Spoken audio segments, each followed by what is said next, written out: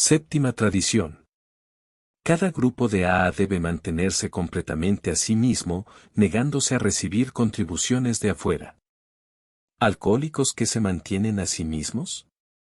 ¿Quién ha oído hablar nunca de semejante cosa? No obstante, nos damos cuenta de que así tenemos que ser. Este principio es una prueba contundente de la profunda transformación que ha obrado en todos nosotros. Todo el mundo sabe que los alcohólicos activos insisten a gritos que no tienen ningún problema que el dinero no pueda solucionar. Siempre hemos andado con la mano extendida. Desde tiempo inmemorial, hemos dependido de alguien, normalmente en cuestiones de dinero.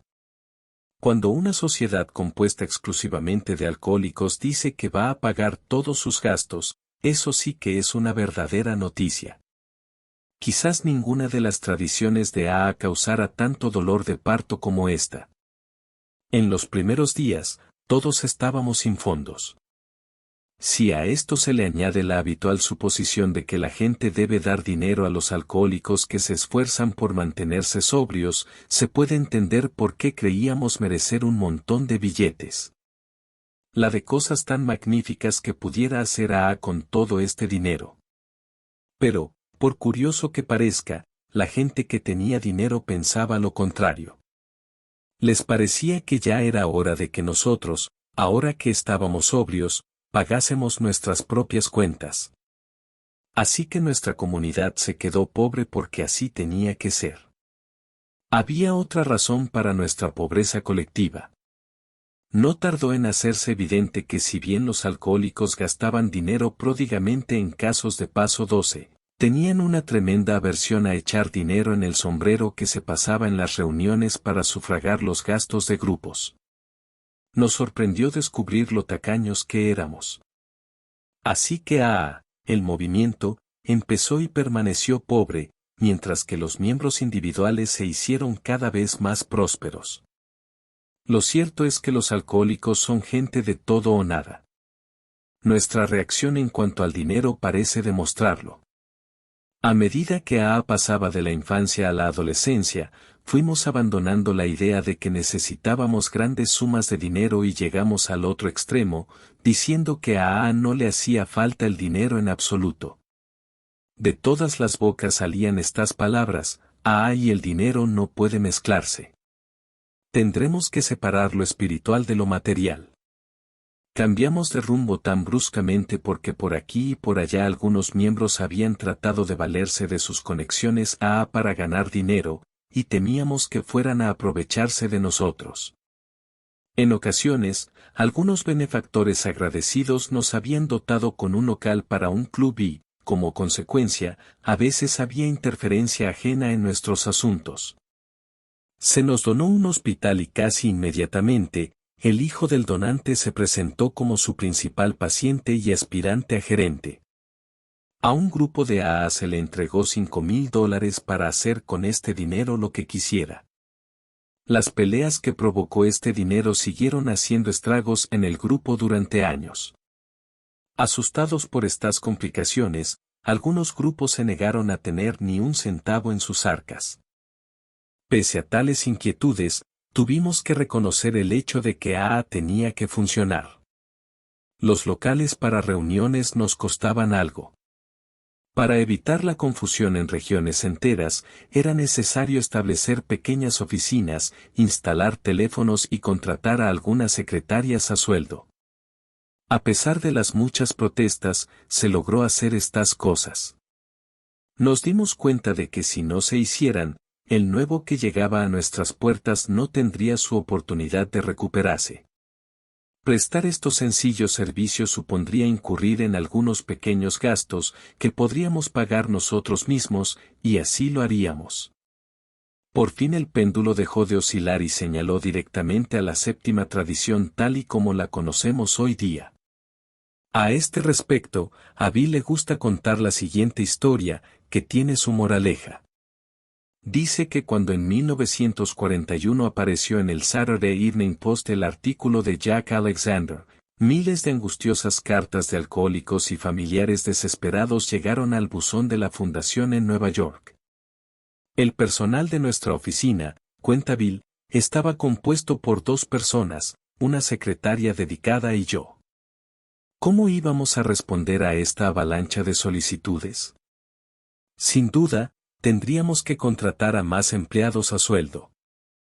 Así que pedimos contribuciones voluntarias a los grupos de AA. ¿Nos enviarían $1 por miembro al año? Si no, estas cartas conmovedores tendrían que quedarse sin respuesta. Para mi asombro, los grupos tardaron en responder. Me puse bien airado.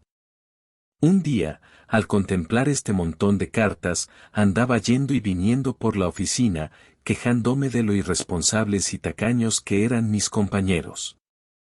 En ese mismo momento, vi asomarse por la puerta la cabeza desgreñada y dolorida de un viejo conocido.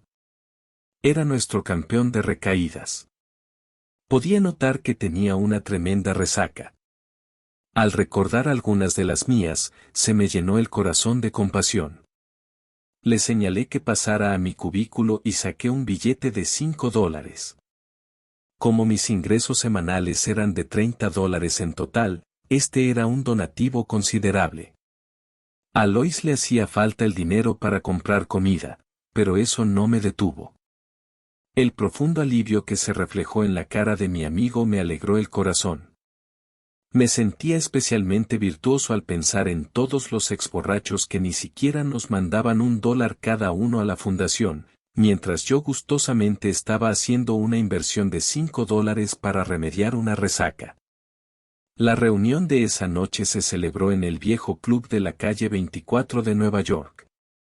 Durante el intermedio, el tesorero dio una tímida charla acerca del penoso estado de las finanzas del club. Esto era en la época en que no se podía mezclar el dinero y AA. Pero finalmente lo soltó, el casero nos pondría en la valle si no pagábamos.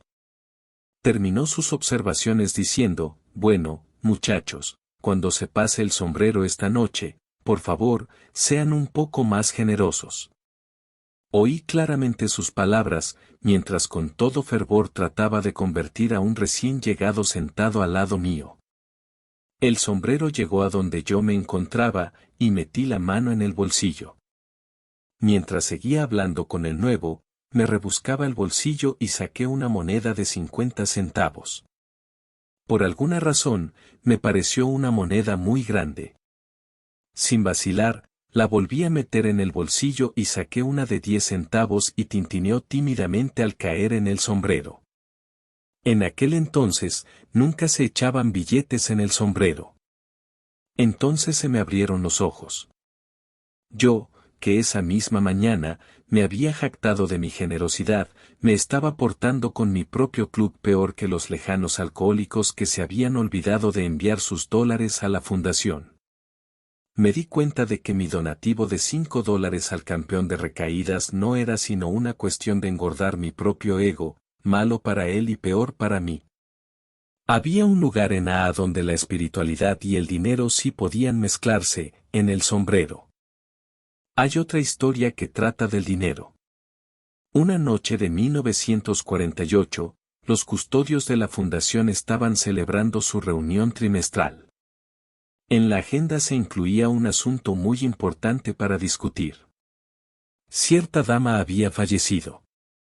Al dar lectura a su testamento, se descubrió que había dejado a Alcohólicos Anónimos, con la Fundación Alcohólico como fiduciario, un legado de $10,000.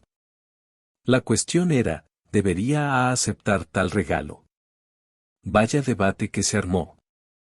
En ese momento la fundación se encontraba muy mal de dinero, los grupos no mandaban lo suficiente para el mantenimiento de la oficina, incluso añadiendo los ingresos producidos por el libro, no alcanzábamos a cubrir los gastos. Las reservas se estaban derritiendo como la nieve en primavera. Necesitábamos esos $10,000. Puede ser, dijo alguien, que los grupos nunca lleguen a mantener completamente a la oficina. No podemos permitir que se cierre, es de una importancia crucial. Sí, aceptamos el dinero. Aceptemos todos los futuros donativos. Vamos a necesitarlos. Entonces se expresó la oposición.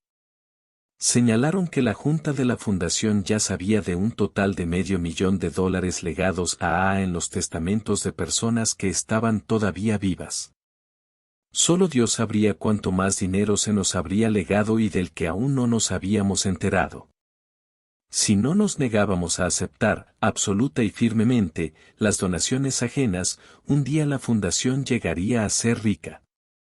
Además, a la menor insinuación al público por parte de nuestros custodios de que necesitábamos dinero, nos haríamos inmensamente ricos. Comparados con esa perspectiva, los $10,000 bajo consideración eran cosa de poco. No obstante, al igual que el primer trago de un alcohólico, si lo tomábamos, provocaría inevitablemente una desastrosa reacción en cadena. ¿Y dónde acabaríamos entonces? El que paga, manda, y si la fundación alcohólica obtuviera dinero de fuentes ajenas, sus custodios podrían verse tentados a llevar nuestros asuntos sin tener en cuenta los deseos de AA como un todo. Librado de esta responsabilidad, cada alcohólico se encogería de hombros y diría, la fundación es rica, ¿por qué voy a molestarme? Con toda seguridad, la presión de tener unas arcas tan repletas tentaría a la Junta a idear todo tipo de proyectos para efectuar buenas obras, y así desviaría a AA de su objetivo primordial. En cuanto ocurriera esto, la confianza de la comunidad se vería mermada.